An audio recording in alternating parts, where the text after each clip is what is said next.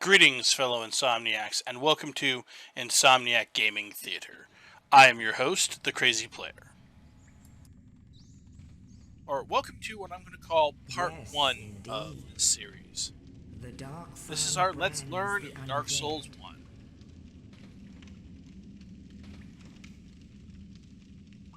And in this land, the undead are corralled and led to the north.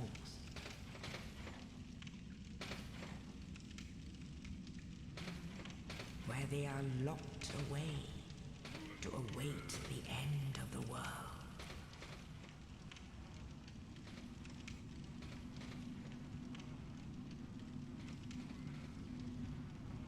This is your fate.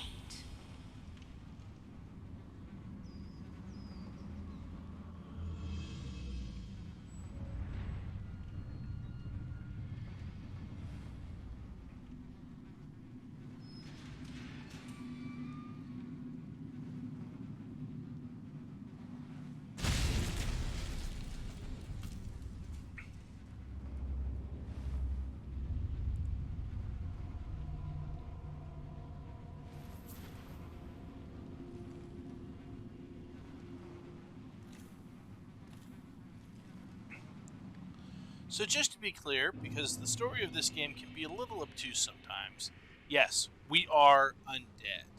In this game setting, undead are, um, well, when humans die, they become undead, pretty much universal. Now, the guy who threw down this corpse is technically he doesn't have a name, but the the community discovered by looking through some of the files in this game that he actually had an entire storyline that got cut, and that his name in that storyline was Oscar, so we refer to him as Oscar. Oscar gave us the key to our cell. Now, these couple of messages you may not necessarily get in your playthrough. These are messages left by other players in the game. These messages, on the other hand, were left by the devs for new players. So if you want to check out what is going on in this game and you're not sure immediately, check these out. They will give you information. I'm going to cover a couple of basic things about the movement and the attacking. So, you attack with the left bumper on a controller. And the things I'm going to say are related to the Xbox controller because I have a wired Xbox controller. I'm actually playing on PC. The actual details will vary a little bit, but the button positions remain the same. So left bumper is light attack. Right trigger is heavy attack. Left trigger is parry. And what this does is if an enemy is attacking you, time it right, you parry, you will put them into a state where they are vulnerable to being riposted, which is you do this, you parry them, and then you immediately light attack, and you will do a critical hit that does a lot of damage. A lot of damage. Parrying is an important skill. We will be practicing it a lot during the course of this game. Not only will it save you from damage from a lot of very large and nasty regular mobs, but there are a couple of bosses in this game you can completely own as long as you can parry well. And then finally, the left bumper is its attack if you have a weapon, in this case my bare hand, in your left hand, but if you hold it down when you have a shield, you will block with the shield. Most shields can parry, by the way. And then the other thing that's important is if you hit the B button on the Xbox controller or the appropriate button on the PS4 controller. I don't remember. I think that's the circle. You will roll. Actually, okay. If you're just standing, you hit it, you'll backstep. Backstepping does not give you invulnerability frames, and it's really easy to accidentally backstep right off the ledge to your death. So in general, backstepping is a bad idea. You want to be rolling. And in the middle of your roll, you have invulnerability frames, iframes. We are currently fast rolling because we're wearing light armor. We have reasonably good endurance. Now, the other thing is, if you hold down the B button in a direction, you will run, and then if you release it and press it again real quick, you will jump. You'll be amazed. I've seen actual players who have beaten this game and didn't know there's a jump command in here. So this is our pause menu. Important thing to note. So if you're in this menu, all of your keys are centered around this menu. But as you can see from the enemy over there, by the way, that's a boss we'll fight much, much later. The game doesn't actually pause when you bring up this menu. It doesn't pause when you open this menu, which means don't do that when there are enemies around. You can get smacked. This is where you can look at all of your different types of equipment. Currently, we only have a couple of things. The black separation crystal is if you summon a phantom, either an NPC phantom or another player, into your realm to help you, or you are summoned by someone else, then you can use the black separation crystal to head home if you have to, because you're not accomplishing what you need to, or the person is trying to do something really dumb and you don't. This is where you see your upgrade materials. Currently, you don't have any. Your key ring. You have the master key and the dungeon cell key.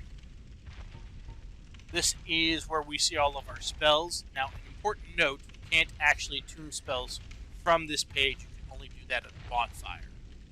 But this is where you can see what spells you have. This is where you'll see all of your weapons. The straight sword hilt, by the way, not a good weapon. It actually literally does nothing for us. Arrows, armor. This is the tattered armor set. And if you look over here, magic defense 73, flame defense 93, lightning defense 59. Honestly, there aren't really any good lightning defense armors in this game. And physical defense 73 for general, and then 78 versus strike, which is blunt weapons. Not great, but not bad. By the way, no, we're not carrying a weapon in our left hand. We're carrying the broken hilt in the right hand, and our damage is exactly the same. There. But also, excuse me, it's not curse resist. Bleed resist. The armor has good bleed resist. That actually does matter, because bleeding this game takes a certain percentage of your health away. It sucks. So bleed resist is okay. Look at this poison resist. This is very strong. And then curse resist isn't actually very strong. But almost nothing in this game gives you curse resist. And fortunately, there's only really a couple of places where you run into curse. But man, it can really suck. And then the last one is where we see our rings. We don't have any rings right now. This is your equipment page where you can change what you have equipped. I mean, really, honestly, you may as well just unequip this and punch people. Like, it's exactly the same attack power. The only thing it does is weigh us down. So, and honestly, we're not going to fight anybody until we have our actual weapons anyway. This is the status screen. It shows you all of the things. The one thing it doesn't show you on the screen that I wish it did is how many souls you need for your next level up. You can only see that at a bonfire, unfortunately, or there's a website you can go. You can look it up on the wiki, whatever, what it costs to get to the next level. Speaking of wikis, there are 3 different wikis for this game, and I recommend using the wikis if you have questions I don't answer. You can just search Dark Souls 1 wiki, and 3 different wikis will come up. The most popular is the Fextra Life wiki. There's a fandom wiki, and then there's a wiki.wiki. My personal opinion, the wiki.wiki is actually the best one, because I think they have the most... I think the information they have there is the most accurate and it's the best presented. The Fextra Life one is good, and the fandom one, at least the last time I looked at it, was actually not very good. So I would use the wiki.dot myself, but that's me. And then over here you have the option to change your key bindings, and if you're playing the remastered version, you can change your key bindings. If you're in Prepare to Die, you're stuck with the default key bindings. You can change all of the various options, network settings, and possibly the most important one, the quit game. Not for rage quitting, although you do generally, when you log out of the game, you generally want to quit out from the menu. Also, you can quit the game to reset enemy aggro, and also certain enemies, when you kill them, if you don't get the item drop doesn't appear immediately. If you quit the game and reload, item will appear. So we're going to be taking advantage of that a lot. So as I said, there is a boss over there. He's very strong. We're going to be dealing with him much, much later, because we are not capable of dealing with him right now. And actually, the exit from his boss arena is right here. Sadly, there is no mantling in this game, so you can't actually grab a ledge and pull yourself up. This is important, because it means if you hit the edge of a ledge, instead of landing on the other side, and there's a fall, you're going to fall. Sometimes to your doom. Alright, so we're going to go through the tutorial here. Now, we've actually passed several guys that in theory are enemies. These guys are called hollows. These are undead who have lost all sense of purpose. These kinds of hollows are just depressed. They kind of stand around doing nothing. In theory, we can punch them and kill them, but realistically, they're not worth enough souls to bother doing it. So, I'm not going to worry about it. We will meet hollows later that will try and attack us, actually here in this very asylum.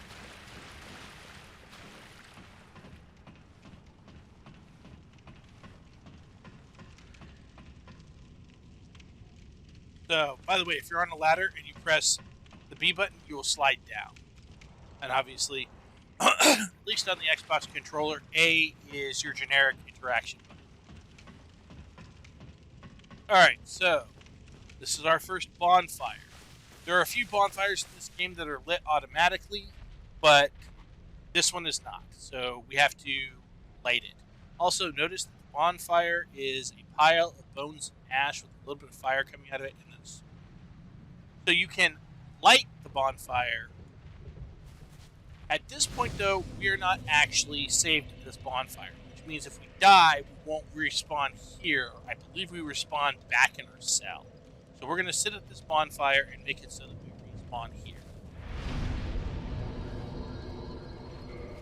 And then pay attention to these kinds of big double doors. These kinds of big double doors usually lead to something important and often nasty, like a boss arena.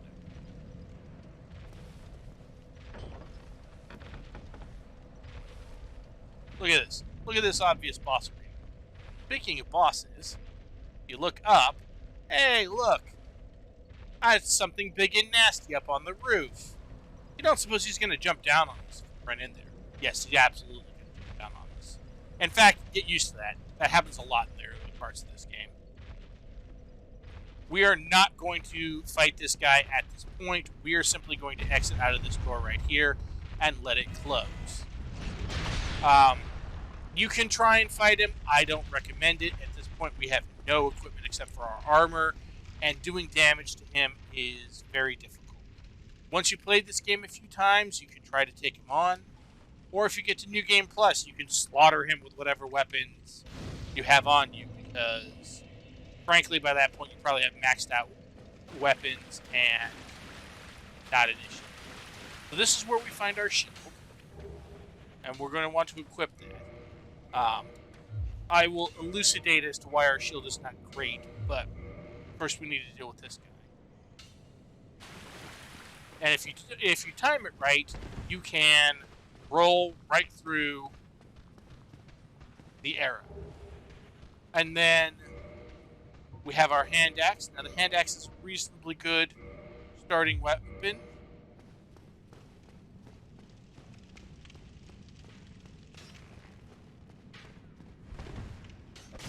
Alright, so we killed that guy, and you see we got 20 souls out of it.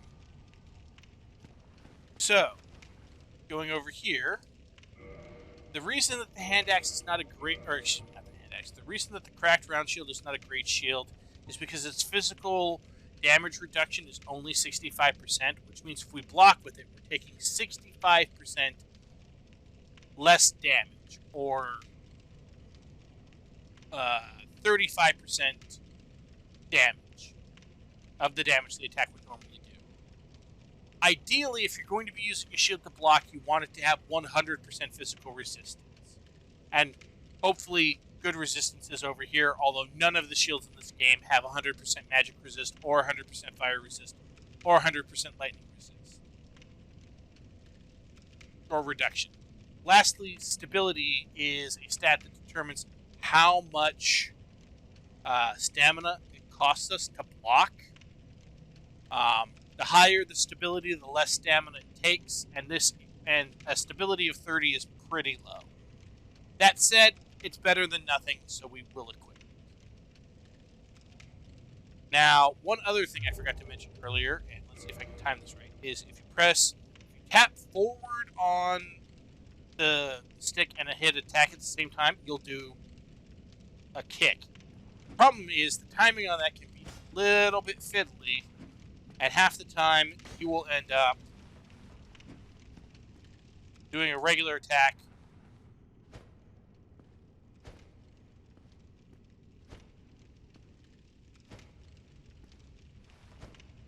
Oh, I had it a second ago. There we go. And about half the time you'll end up doing a kick. So, now if you're just running and you do an attack, though, you always get this. So it has to be tap the stick, and it's...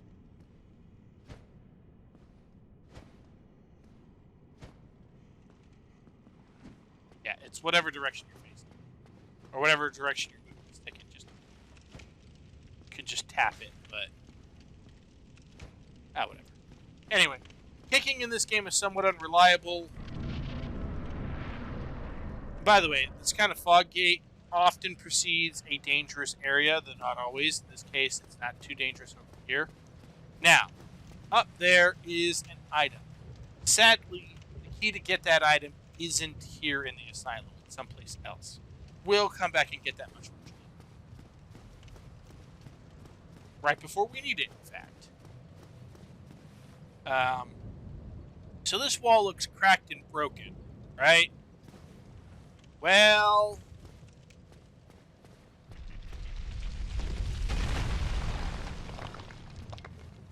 we can't actually break it, but this guy can. So he rolls a giant iron ball down at you. Yeah. Alright. There we go. So that is a parry and a riposte. The sound it makes when you execute the parry properly is distinct and important. And as long as you... The things that are important to remember when parrying is A, be as close to the enemy as possible. You'll notice I was standing right in the face. And B, it's right when the opponent's weapon starts to move towards you that you want to hit the parry button in order to cause them to be opened for a riposte. Any enemy that wields a weapon and is the same size as the player character or one size larger can be parried. Unfortunately, most of the bosses in this game either aren't carrying a weapon or are 2 sizes larger than the player character, and therefore can't be parried. But there are a few that can be, and that's important. So this is Oscar, decked out in his armor. We're going to listen to him talk for a minute. Oh, you. You're no hollow. Thank goodness. I'm done for, I'm afraid. I'll die soon, then lose my sanity. I wish to ask something of you. You and I, we're both undead. Hear me out, will you? Regrettably, I have failed in my mission, but perhaps you can keep the torch lit. There is an old saying in my family, thou who art undead art chosen, and thine exodus from the Undead Asylum maketh pilgrimage to the land of ancient lords. When thou ringeth the bell of awakening, the fate of the undead thou shalt know. Well, now you know, and I can die with hope in my heart. Oh, one more thing. Here, take this. An Estus flask, an undead favorite. Oh, and this. So again, he's giving us an important key. Now I must bid farewell. I would hate to harm you after death. So go now, and thank you. He also gave us the Estus Flask, which is arguably one of the most important items in the game. Now, we're both undead, but he feels that he has failed, and therefore he has lost purpose, which means he's going to go hollow. Which will be important when we come back here. Alright, and as we walk away, you can hear him dying in the distance. And suddenly we get 100 souls. Alright. So, we're going to sit at this bonfire. Now, this is a level 1 bonfire. You can tell the level of the bonfire by how high the flame is burning. There are 4 levels.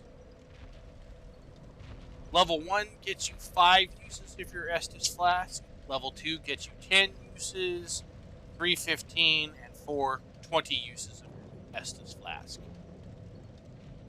You raise the level of the bonfire by feeding it what's referred to as soft humanity, which is this number up here. We don't have any soft humanity right now, and until you get a certain item in this game, you are limited to raising bonfires to level 2. Now, because we sat at the bonfire, the guy up there has respawned. All of the enemies killed respawn when we sit at the bonfire. The exception is bosses and a few select, I'm going to call them mini-boss characters because they don't respawn. Now, we can't open this door anymore, which means we have to go.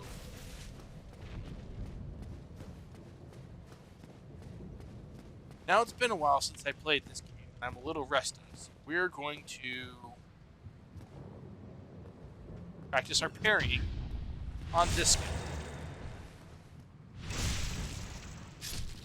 I think there's also because I think if you do massive enough damage, you get slightly more souls out of the enemy. Generally, that's when you repulse them or backstab them. Now, that's an important point. It's something I'm going to address real briefly. So if we look at this, if we look at our hand axe, it's got parameters. This is strength, this is dexterity, this is intelligence, this is faith. It gains nothing from our strength or from our intelligence and faith stat. It gains very low. D is a very low rank. It's very low amount of attack power from our dexterity, and a decent amount of attack power from our strength. Whenever you two-hand a weapon, your strength is considered to be 50% higher. So in this case, it would add 6, half of 12, and so we would have effectively a strength of 18. This is going to be important in a moment because we are going to be doing a plunge attack on something. Plunge attack is when you're falling, if you hit the light attack key, you will basically land on somebody and do damage to them. So we're going to come over here and grab our Pyromancy Flame, perhaps our most important item. Equip that real quick because we're going to be using it shortly. We also get 8 uses of Fireball with it, and also punch people with the... So the light attack casts the spell you have selected. The heavy attack actually does damage. Lights enemies on fire.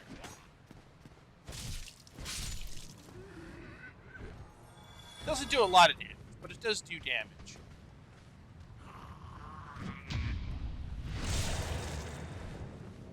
Now these guys are actually great to practice your parries on because they have huge windows where you're safe to try and parry them.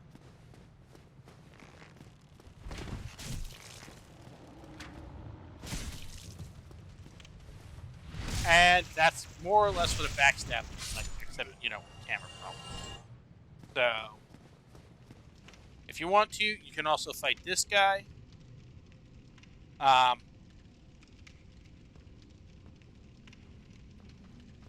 Beware of his lunge, and then you can get up in his face, and I've spent a lot of time practicing my parrying. Practice it. It's important. Alright, so, before we go through here, a couple of tips. This is going to take us to the boss. Couple of tips. First of all, two-hand your weapon. Doesn't matter what weapon you're using, two-hand your weapon. Secondly, when we come through, we're going to do a plunge attack onto the boss, because we're going to be above him. Don't take too long or he will jump up and knock you down. And don't lock on, because I find locking on has a tendency to cause the plunge attack to miss. I don't know why, it just does. So, let's go. And then, once we actually plunge attack the boss, we're going to switch to our Pyromancy Flame, and we're going to Fireball him.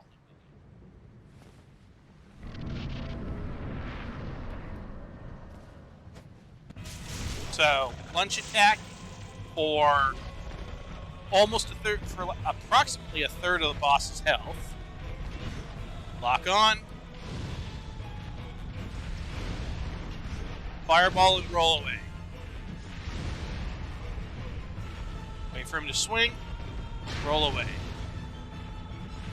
Fireball has a relatively long cast animation, but we don't care, because as long as we're out of his range, that's it. Like I said, this isn't really an easy game, but Pyromancer is as easy of a start as you can make this game. You basically have an unlimited supply of fire bombs because you can always rest and get them back. So we're going to rest here real quick.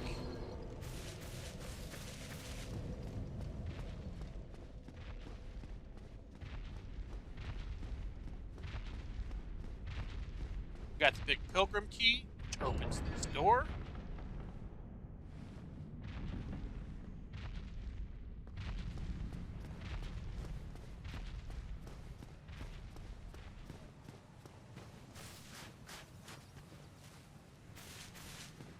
So we're going to juke down here real quick, because around this corner we will find Soul of a Lost Undead. You will find various Soul ofs. They're items that you can use to gain souls. There will come a point where we're actually going to crack a whole bunch of them, but for the moment, we're not going to worry about it.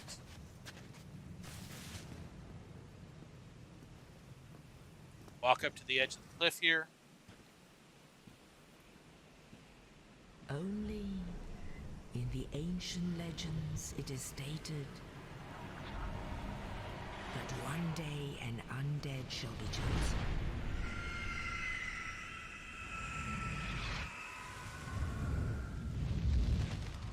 To leave the Undead Asylum in pilgrimage. to the land of the ancient lords. Lordran.